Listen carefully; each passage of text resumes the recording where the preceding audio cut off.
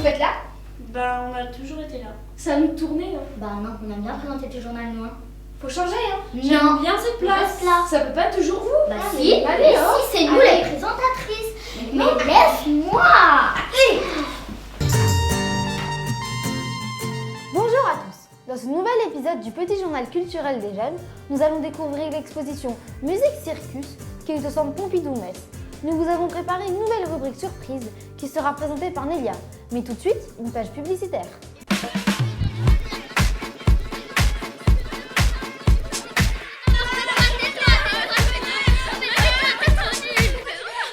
On est ridicule comme ça. Je me suis inscrite pour être journaliste, moi. Mais de toute façon, les vieux, ils comprennent rien. Ouais, de toute façon, il va pas comprendre pourquoi on est en fantôme. Ben si, c'est le logo. Oui, mais comment on fait pour expliquer que le Petit Journal culturel des jeunes a un compte Snapchat? J'ai une idée. Ah, mais dis-le moi. Quoi? Ben on leur dit. On leur dit quoi? Ben on leur dit qu'il faut s'abonner.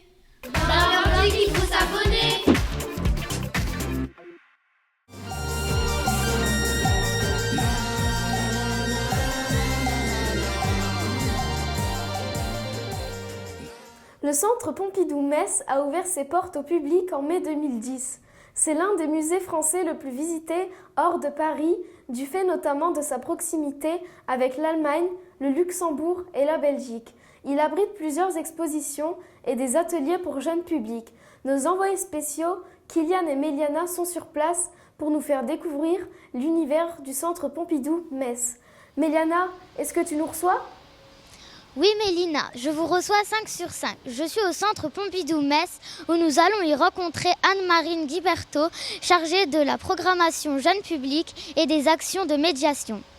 Notons que le centre Pompidou-Metz est ouvert au public tous les jours, sauf les mardis, et abrite plusieurs expositions et des ateliers pour jeunes publics. Bonjour, pouvez-vous vous présenter ? Bonjour, je m'appelle Anne-Marine Guiberto et je suis en charge de la programmation jeune public et de la médiation au centre Pompidou-Metz. Le centre Pompidou-Metz, c'est quoi ? Le centre Pompidou-Metz, c'est un lieu d'art et de culture, c'est un centre d'exposition. Mais c'est beaucoup plus que ça, c'est aussi un lieu de vie où on organise des spectacles, où on a des séances de cinéma et où on a également des ateliers jeunes publics dont je m'occupe. En quoi consiste votre travail ? Mon travail, c'est de m'occuper de la programmation jeune public, donc c'est-à-dire qu'en lien avec les grandes expositions qui sont organisées au centre Pompidou-Metz, je sélectionne des artistes qui vont venir concevoir des mini-expositions dans les ateliers. Donc ces ateliers sont dédiés aux enfants de 5 à 12 ans, mais aussi aux adolescents de 13 à 16 ans. Comment organise-t-on une exposition dans les ateliers ? Alors dans les ateliers, on va s'inspirer des thématiques des grandes expositions qui sont conçues au centre Pompidou-Metz. Par exemple, actuellement, on a un atelier qui est consacré à l'exposition Musique Circus. Donc à partir du thème principal de l'exposition, c'est-à-dire la musique, le lien entre la musique et l'art, je vais sélectionner des artistes qui peuvent proposer un projet spécifique pour répondre à ce thème. Et ensuite, avec les artistes, on va venir développer un projet qui est unique et qui sera montré uniquement au centre Pompidou-Metz. Et donc, à partir de ce projet, les artistes conçoivent des ateliers pour permettre aux enfants de découvrir leur univers et de découvrir ce que c'est que la création contemporaine. Parlez-nous de l'atelier du moment. Alors l'atelier du moment, c'est un atelier qui a été imaginé par un artiste qui vient de Suisse, qui s'appelle Zimoun et qui justement exploite le lien entre la musique, les arts plastiques, puisque à partir d'éléments très simples, souvent des éléments de récupération, il vient imaginer des structures sonores. L'artiste se définit lui-même comme un architecte sonore. Cet atelier, il a duré à peu près 2 mois. Il faut savoir qu'au centre Pompidou-Metz, on change la programmation des ateliers environ 4 fois par an. Et donc, cet atelier va se terminer prochainement et on va inaugurer une nouvelle programmation dans le cadre de l'exposition Jardin Infini, qui est la prochaine exposition qu'on ouvre le 18 mars. Et donc pour cette exposition, c'est un artiste local, puisqu'on va travailler avec Nicolas Pigné, qui est un photographe, qui va nous proposer un atelier autour de l'herbier. Il y a 2 centres Pompidou en France. Pourquoi le deuxième à Metz ? Alors effectivement, le centre Pompidou, c'est décentralisé, c'est un mot un petit peu compliqué. Il faut savoir que le centre Pompidou tout court, c'est le Musée national d'art moderne. Et effectivement, il y a eu cette envie d'implanter un deuxième centre Pompidou à Metz pour pouvoir montrer justement la richesse des collections de ce musée national dans un autre lieu qu'à Paris. C'est pour ça que Metz a été choisi pour accueillir ce lieu de vie, comme je le rappelais au début, qu'est le centre Pompidou Metz. D'accord, merci beaucoup. Merci Kylian.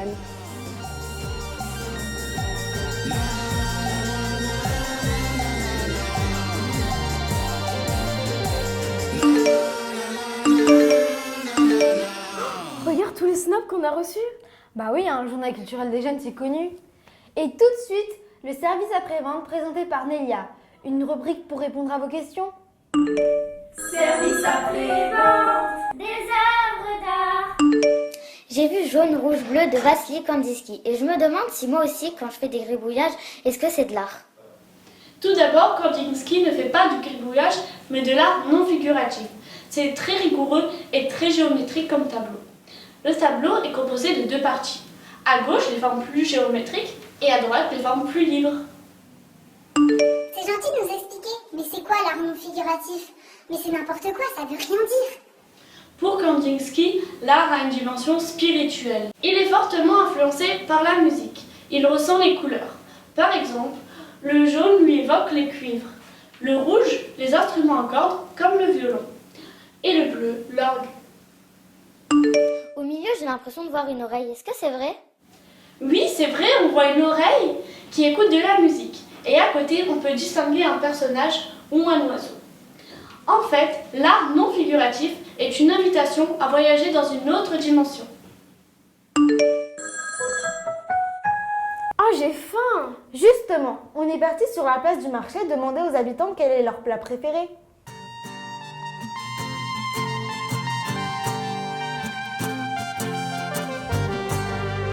Bonjour.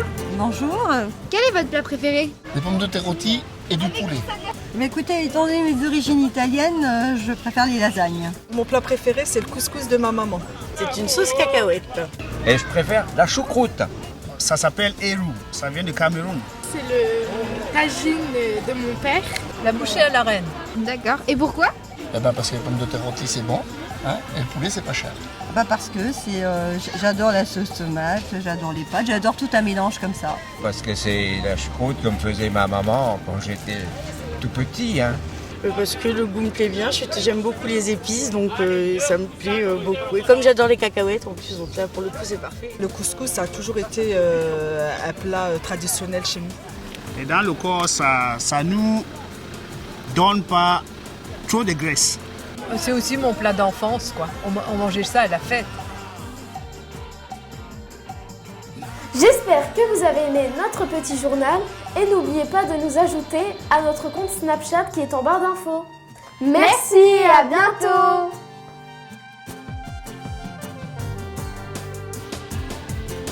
Oui, Mélina, je vous reçois 5 sur 5. Je suis au centre.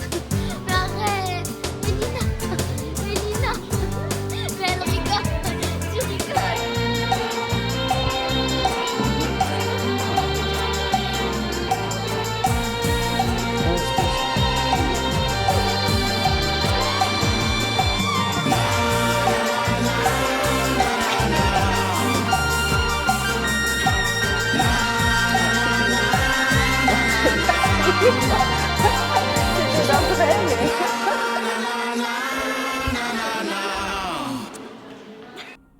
Service après-vente. Des œuvres d'art. Je viens de voir Infiltration homogène pour un piano à queue de Joseph Beuys et je me demande mais c'est quoi cette horreur?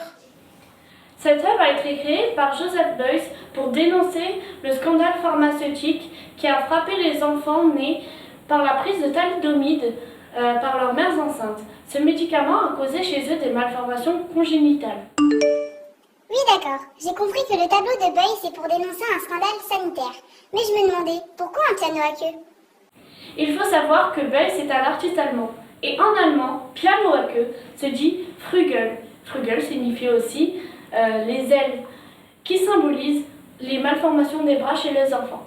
À la base, cette œuvre est une performance, aussi appelée happening, créée en 1966. L'artiste a interrompu un concert en ramenant son piano à queue recouvert de feutre, isolant thermique et acoustique sur scène. Beuys, en étouffant les sons, souhaite alerter le public, le faire réfléchir et se révolter. Oui, mais c'est quoi cette croix rouge? La Croix-Rouge est là pour nous montrer l'urgence. Elle nous alerte sur la situation des enfants réduits au silence.